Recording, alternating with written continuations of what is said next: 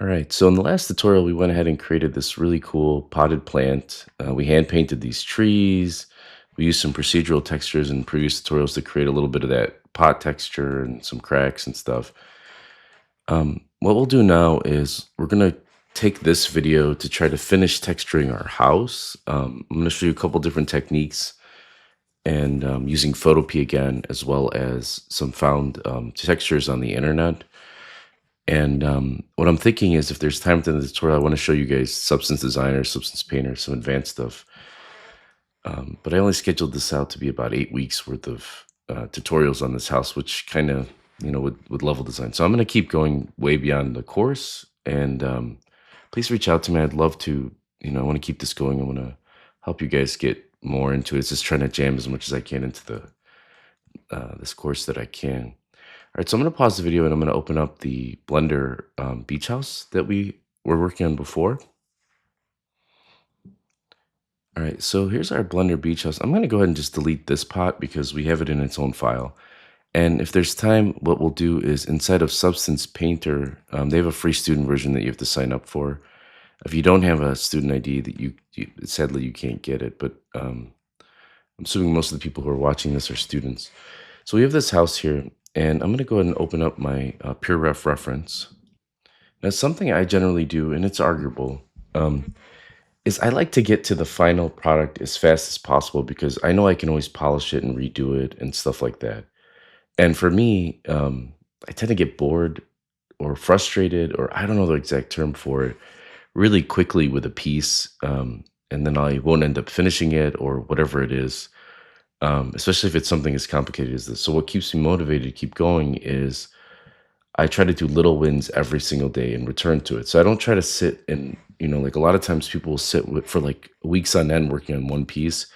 I like to code. I like to, jump around just a little bit between two ideas, not too many, because if you do too many things at once, again, you start to get frustrated.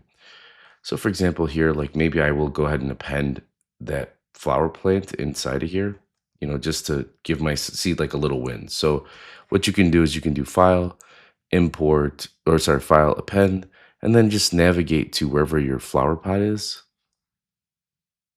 So let's go ahead and press that and navigate to that flower pot. So I went into my flower pot here, I went to scene, and then you just want to select your scene here and hit append. And you should, let's see, where did that guy go?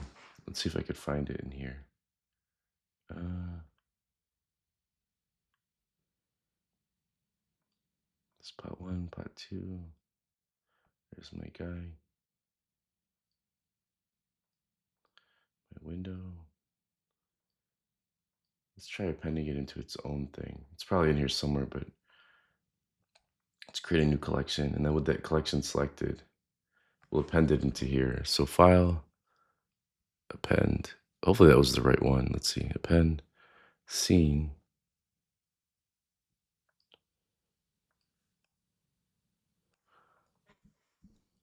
Another trick I want to show you is you can actually select both, your elements that you want to bring in. So like here's all three of these. I can highlight all three, and then I can control or command C copy, and you'll see at the bottom it says copied three selected objects. And then I'm gonna pause the video and open my other scene and just paste it in there. So here we are in another scene, and if I paste it, Command V, and I move it over, you could see we get our pots inside of here as well. So this kind of gives me a little win too, because then I could say, oh, you know what?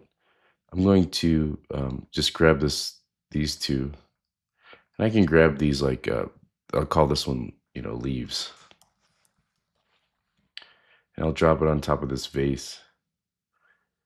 Let's make sure it's in this collection.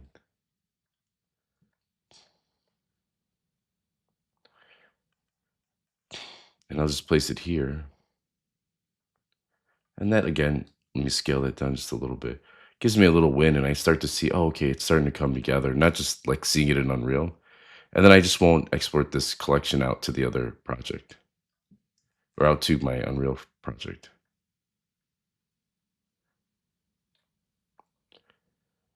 Let's see, how far back can we go? There we go. So now when I look at it, I'm like, oh, that's starting to look cool. All right, so I never modeled out any of these background elements, this little window area. But let's talk a little bit about the big areas that we could kind of texture and that's this wood piece here. So what I want to do is, essentially, I'm going to slap the texture. So let's go ahead and hide everything but this. I hit Shift H, but this long piece here, and it does have like a cut or a bend here. But I want to, and we'll add that cut and we'll play with those verts in this video. And then we're also going to have to add another cut and another rock texture there. And I'll show you how to do that. So we'll get as far as we can in this video. So let's take a look at tackling this wall. So I'm going to pause the video and we're going to go to a website that has tiled textures. And then I'll show you how to make your own tile textures for stuff like this dirt area. All right, so I'm going to link this, but this is Polyhaven Textures, and it's a website that I like a lot. Let me go ahead and shrink my pure ref, and it gives you a lot of free tile textures. And I don't think you have to create an account. Maybe I have an account. I'm not sure. And I might be signed in, but I don't think you have to create an account to download these. And they have a lot of free textures. So, for example, you could see right at the top it says it gives you these different types. And say I'm interested in wood, which we are. And I could say, oh, you know what? This kind of looks like it. It's laminate flooring, but I'm looking for more for planks. So let's see if we can search inside of this area here for planks. It looks like they've got a good amount of planks, but I want my planks to be offset. So if I click on this one, it says wood planks. You see it is not offset, right? But down here, they have other types.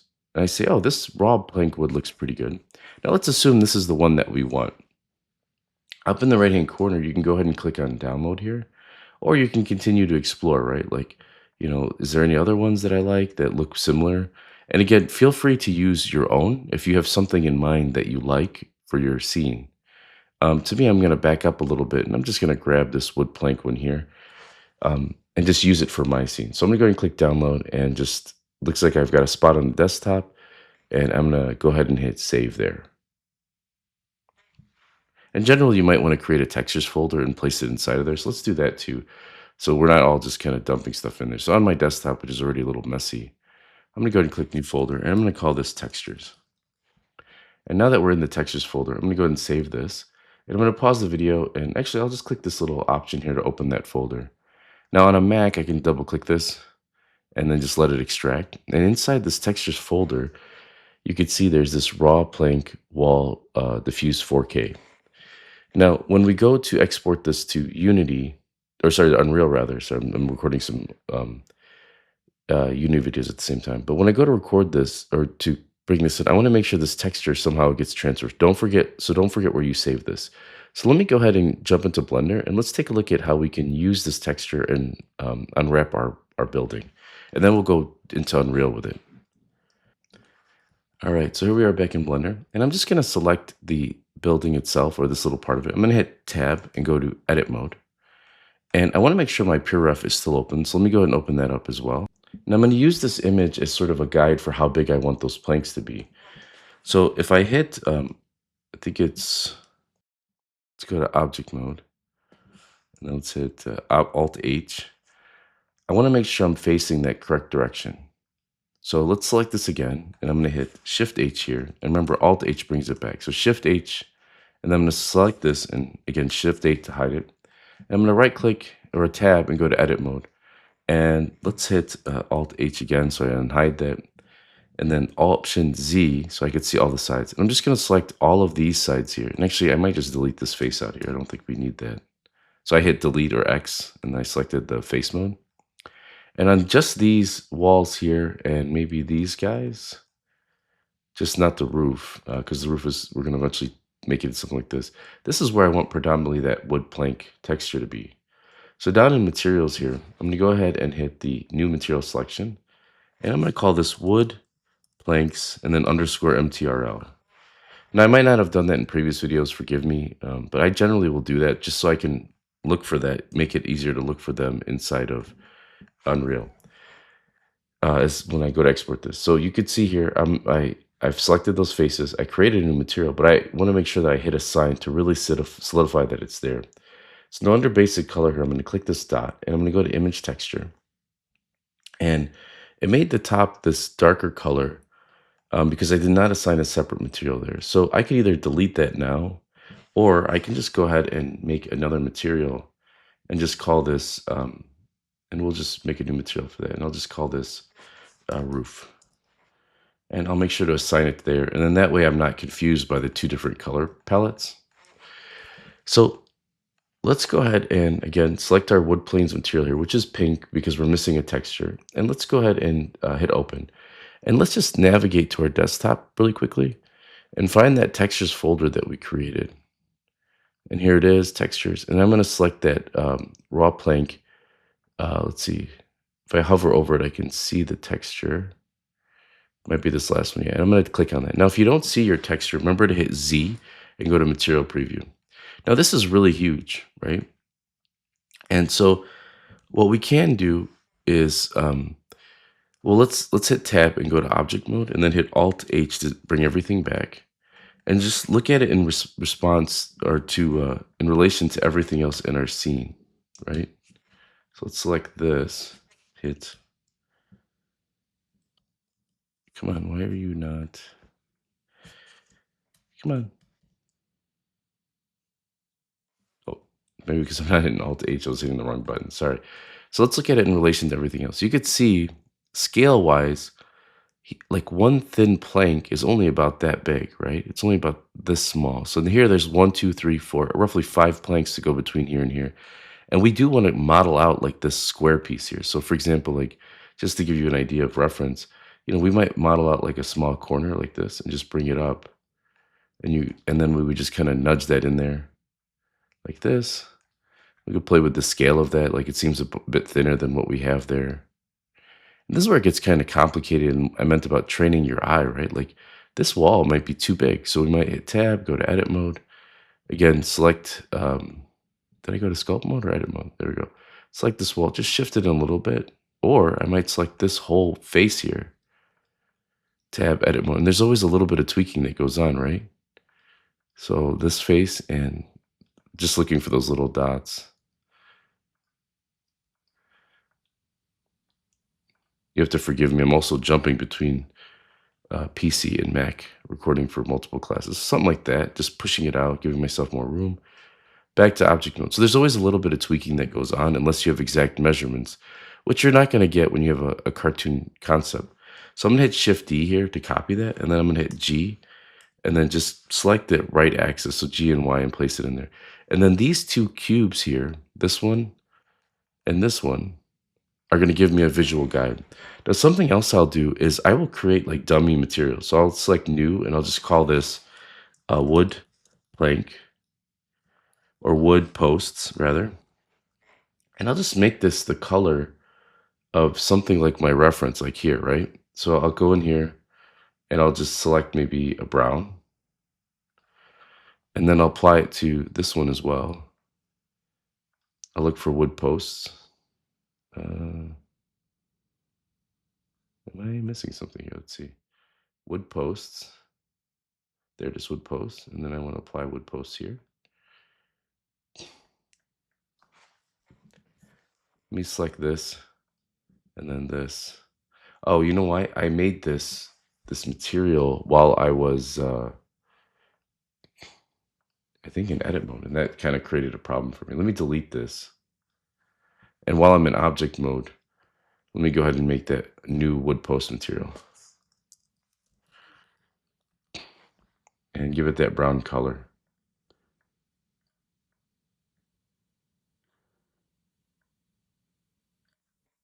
Now I should be able to select this. And, oh no, you know what? I think I just had to move up. There it is. Oh, wood posters. Okay, so there was 2 of them. Okay. So until I get the actual texture done, I can see that. So the other thing I was mentioning is I want to modify this a little bit so that, because it kind of bends in and then bends out. So let's go ahead and just see where that wood post is. I'm going to select all of these, and I'm going to hit Shift H and hide everything. And then I'm going to select this one again, go to edit mode, and I'm just going to insert a cut by selecting this edge and hitting Control R, or there is this one here where it's loop cut, right? So let me move this out of the way so you can see that. So there's spacebar or Command R. So again, for me on the Mac, Command R, I think it's Control R for you. And I'm just going to click and just add a loop cut somewhere down here. And you'll see why in a minute. and not just for the modification. So now this gave me different regions for me to edit my UVs. So let's just focus generally on just this face right here, because this one doesn't like, well, we could eventually, it's going to be hidden. So we really want to just look at this area. So let's do that. So I'm going to hit tab, go back to object mode, make sure this is selected, and go to UV editing. Now, what we have here, again, let's see our texture and material preview, is where we can adjust our UVs, right? So here's our post area. So I'm going to go ahead and just planar map out this face. So let's go ahead and select our face here. And right now, remember, this is a two-dimensional visual representation of this. And I want to isolate this area and the area below because it looks like these planks are going to kind of create a seamless, nice wood plank area. So let's select these two faces, right-click, and when you right-click, you have UVW map faces. And let me shrink this down a little bit. And what you have is Smart UV Project, Cube Project, Sphere Project. You have all these different options for projecting your faceplate out. And same thing in here. When we go inside of here and we select this face and we go to these sides here, there's all these different options: rich region, stitch, grab, relax, like all of these different options for extra options for UVW mapping. So in the same thing here, if I right click, you could see it says unwrap. If I just click unwrap, it unwraps it, but it staples it this way. That's not what I want. I want to play with this face by itself. So you can go in here. Again, there's these different unwrap options. Also, if you hit, I think U, it gives you these other ones. I'm going to do unwrapped angle based. And so if you click on that, let's see. Or if I even click Smart UV Project and I hit unwrap, it'll try its best to unwrap it to that face. Now, another way of doing this is I'm going to just snap as I rotate around this way by holding my Alt key or my Option, and I'm going to hit U and then hit Project from View. And you'll see that'll project it from this view and it'll go sideways. So if I go in here and I hit S to scale this up, you can see now I can scale that plane out. So let's do this with both of these. Hit U and do Project from View. And then what I want to do is hit R and then rotate this 90 degrees. And I want to make sure, I'm just going to move it off to the side here, that if I go to my vertex mode, I select these, I'm selecting the top ones. It looks like I'm selecting the side. So as I rotate this, let's see, I believe this is the top. And, oh, this is the top, sorry. So let's make sure that we're going this way. Oh, and my texture is also sideways. And so generally I'd want to take this into Photo P and I'd want to rotate it vertically because that's the way it's going to be in my my map. So let's go ahead and, yeah, I guess we're going to have to leave it this way. So with this selected, I'm going to go ahead and hit S to scale this up. And I'm looking at, let me bring back my reference. And because this is cartoony, it doesn't have to be perfect. But I'm looking at the number of boards here, right? Just to kind of match as closely. And if you are picking an art test, you should definitely ask them, like, how exact do the reference need to be? Like, and again, I think it's kind of crazy sometimes when, people are judging an art test and like, oh, well, you didn't put the edge of the board there, like that kind of stuff, which again, I don't know, like some art directors do that, but it'll count the number of boards because we have 1, 2, 3, 4, roughly 5. And so anyway, this gives you a general approximation. So the next thing I want to do is just keep going across to each side of these faces, right? So I have a face here, and let's go to each face mode. And then you could also, like I said, hit U and then do Smart UV Project and hit Unwrap. And that'll generally get you a good idea. And then just rotate it, again. And what I'll do is I'll stack them on top of each other like this. And that generally gets me what I want. Or you can, this way, right click, and then just do the same thing as before, where, you do, let's see. Come on. U, project from view. And then another trick is, let's see, we can actually select, let's see, let's hit Option Z so we can go inside of it. We can select all of these faces.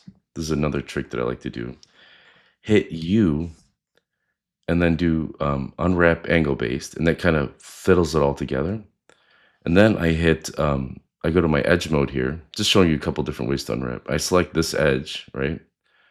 And with that edge selected, I do U and mark seam. And then what I'll do is I'll hit L.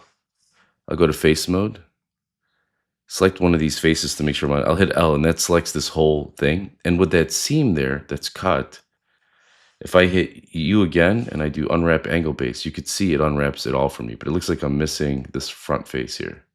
So let's try that again. U, unwrap angle based. Did this get cut off, this face? Oh yeah, it looks like it got cut off. All right, let me just go in here, select these. You probably don't have to do this. I'm just selecting all of these different verts and hitting M, and then I'm just merging by distance. And then that should, because what happened is this face got detached.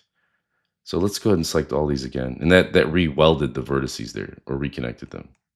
All right, so I'm gonna hit 3, select all of these faces, hit U, unwrap angle based, and now you should have, this shouldn't be, oh yeah, okay. So now you have all of these, and they're going kind of vertically.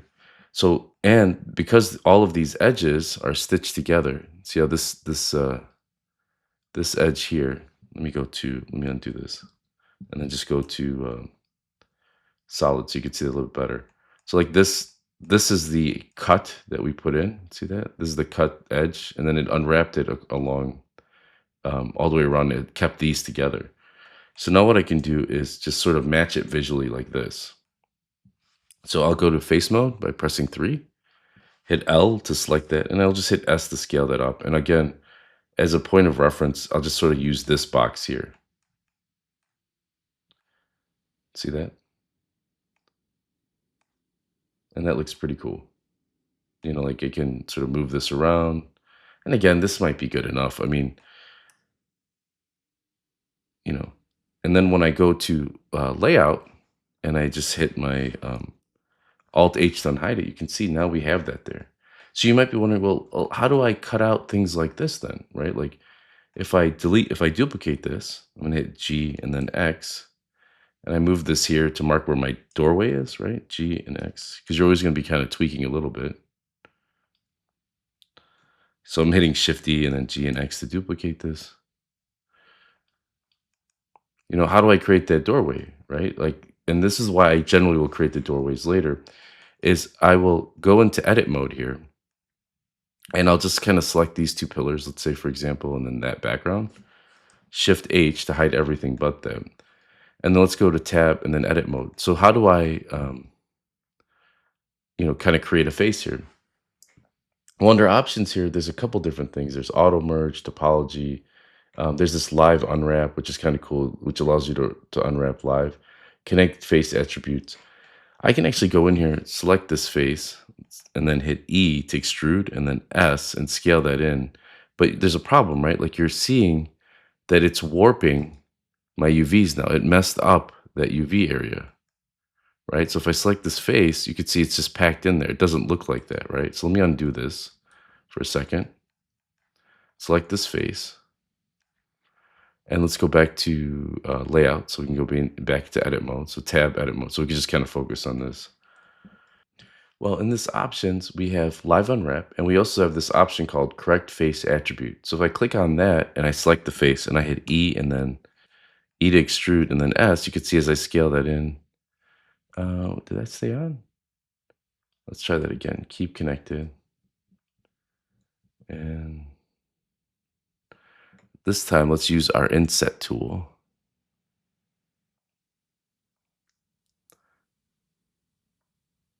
There we go.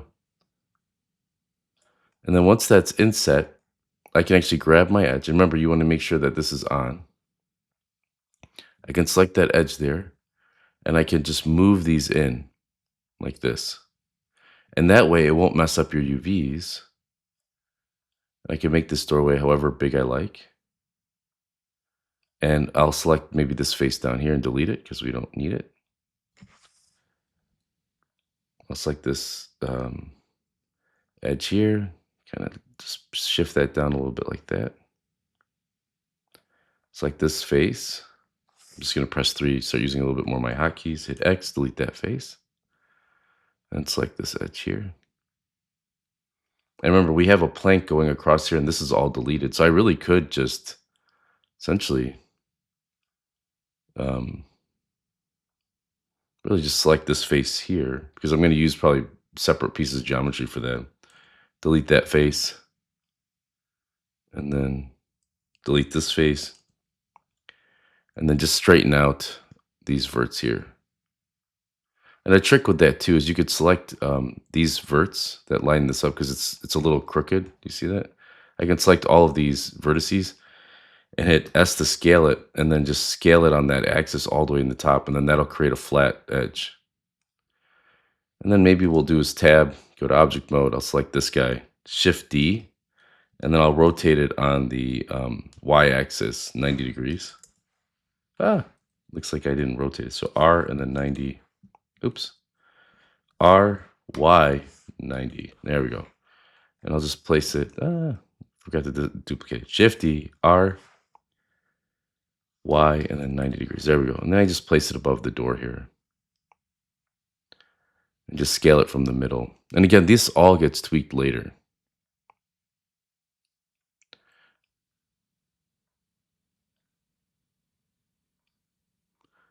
Something like this. And this will look a lot better once we get like a nice wood texture on there. But if we hit Shift H, or Alt H rather, you can see as we bring it back, it's starting to come together, right? And you could easily create another doorway down here, right? Let's go ahead and create another doorway. I'm going to duplicate this piece and these. Shift D, G, and then Y, or maybe Z axis. Yeah, there we go. You got to forgive me again. Like I was saying, I tend to jump between different applications, and they have different axes. And then I'm going to select, so I'm just selecting essentially these 3 pieces here, and then this background guy here. Shift H, and just kind of nudge that up a little bit, something like that.